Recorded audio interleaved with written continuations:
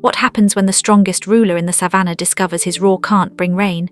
When speed fails and strength crumbles, who saves a dying kingdom? This is the story of Leo the lion, a king who believed his crown made him invincible, and Shelly the tortoise, the slowest creature he ever mocked. One ruled with thunder, the other listened to whispers.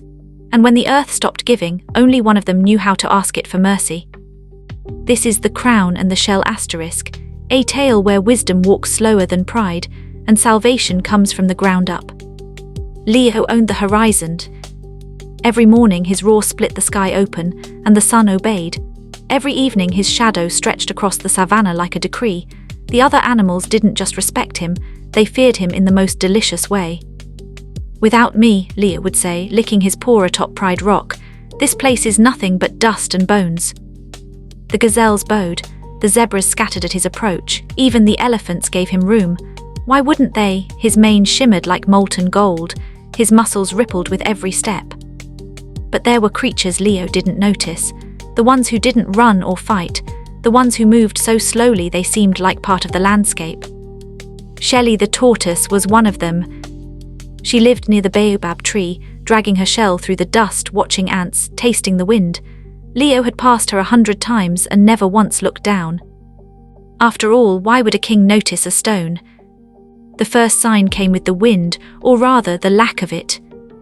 The air hung heavy still, like the savannah was holding its breath.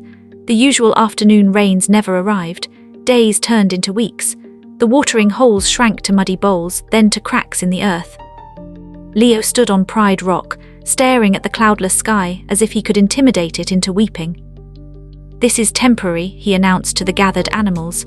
"The rains always come, they obey the cycle." But the gazelle's ribs were starting to show. The zebras moved slower. Even the great elephants looked worried, their trunks sniffing the air for moisture that wasn't there. Leo's pride was crumbling, but his ego wasn't. "I will fix this," he roared. "I will hunt the rain itself if I must. A king does not wait, he acts." The animals cheered weakly, desperate for hope. But far below, near the baobab's roots, Shelly pressed her nose to the earth and closed her eyes. She wasn't listening to Leo. She was listening to something much older. Leo assembled his fastest warriors at dawn, cheetahs with legs like lightning, hawks with eyes that could see tomorrow. "We go to the edge of the world," he commanded. "We find where the rain is hiding and we drag it back."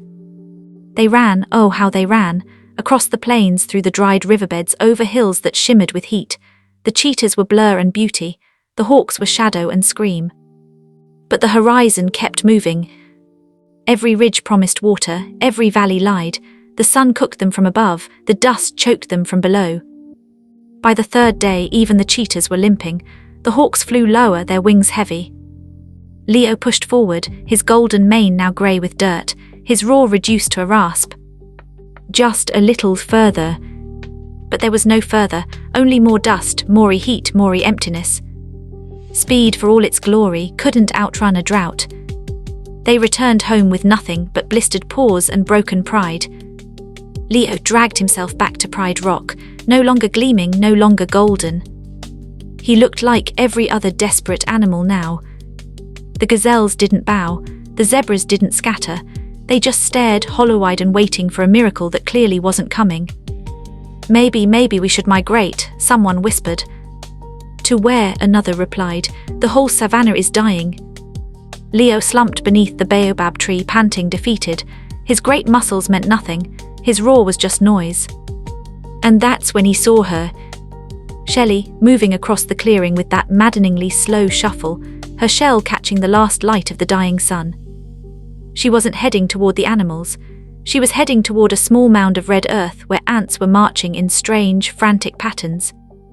Leo watched, too tired to care, as she lowered her head and tasted the dirt. Then she looked up, not at him but at the baobab's trunk, where the bark had split and darkened. Her ancient eyes narrowed. "Interesting," she murmured. "Move," Leo barked the next morning. "We migrate south now." But the animals couldn't. A young zebra collapsed mid-step, foam on her lips. An elder gazelle simply lay down and closed his eyes. Leo roared at them, at the sky, at the earth, at his own uselessness. Nothing changed. Strength couldn't carry the weak. Speed couldn't chase water that didn't exist. Power couldn't command the rain. For the first time in his life, Leo felt small.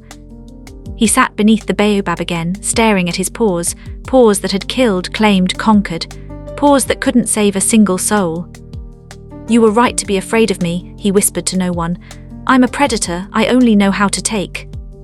The animals lay scattered around him, too tired to even hope. And in the corner of his vision, that ridiculous tortoise was still there, still studying the ants, still tasting the air. Still calm. It infuriated him. "What are you looking at?" he snarled. Shelly turned slowly, her eyes meeting his. "The answer," she said simply. It took Shelly the entire afternoon to cross the clearing. Leo watched every agonizing inch, his anger building. By the time she reached him, the sun was setting. "Well," he snapped, "you said you had an answer, speak." Shelly settled into the dust, unbothered by his tone. "The red ants," she began, "have been moving their eggs to higher ground for weeks. The baobab's bark is weeping sap, even in drought. And the earth here," she nudged a patch of ground with her nose, "is cooler than anywhere else." Leo stared. So the water hasn't left Leo, it's just gone deeper." He laughed bitterly. "You want me to dig asterisk? I'm a lion, not a mole." "No," Shelly said, her voice steady. "You're a king, and a king listens before he roars. The earth speaks in whispers, Leo. You've only ever listened to thunder." The words cut deeper than any claw. Leo looked around at his dying kingdom, at the animals who'd followed his roar into oblivion. "And if you're wrong?" he asked quietly. Shelly's eyes didn't waver. "Then we die knowing we tried wisdom instead of pride." Leo called the animals together one last time. "The tortoise believes there's water beneath us, deep water, old water." His voice was hoarse. "She's asking us to dig." Silence. Then laughter, bitter, exhausted laughter. "Dig," a cheetah scoffed. "We can barely stand." "You dragged us across the savannah for nothing," a zebra said.